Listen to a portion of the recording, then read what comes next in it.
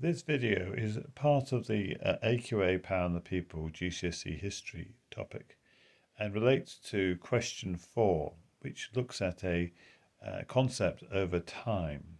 In this case, it's the development of Parliament. And in this situation, you're dealing with 4 or 5 aspects of the course. You're dealing with the first Parliament and Simon de Montfort. You're dealing with the Civil War. You're dealing with the situation of the Great Reform Act, Chartism, and women's votes. And in this, you're looking at several factors. So you can reduce it down to about 3 or 4 factors. One is violence, and violence obviously is a factor in terms of Simon de Montfort and the provisions of Oxford and the first Parliament, where violence was used by the barons. Likewise, in the Civil War, where Parliament and the King were fighting each other. Violence is less important when it comes to Chartism, though there's obviously some Chartists who wanted to use violence. And likewise with women's vote, Emmeline Pankhurst and the suffragettes wanted violence to some extent, but the suffragists didn't. They wanted a peaceful situation. The other way that you could look at these other factor that you could look at is ideas.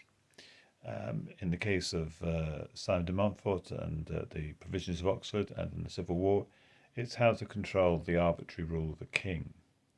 In the case of the Chartists, the Great Reform Act and the women's suffrage, it's to do with the concept of votes for all and democracy, you might say.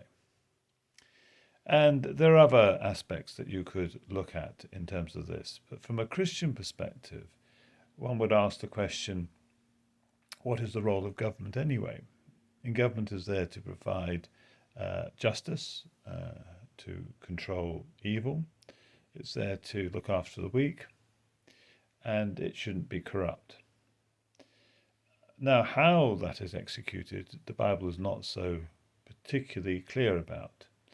There does seem to be an element of the community as a whole being involved. So it's expected that the whole of Israel was involved in politics.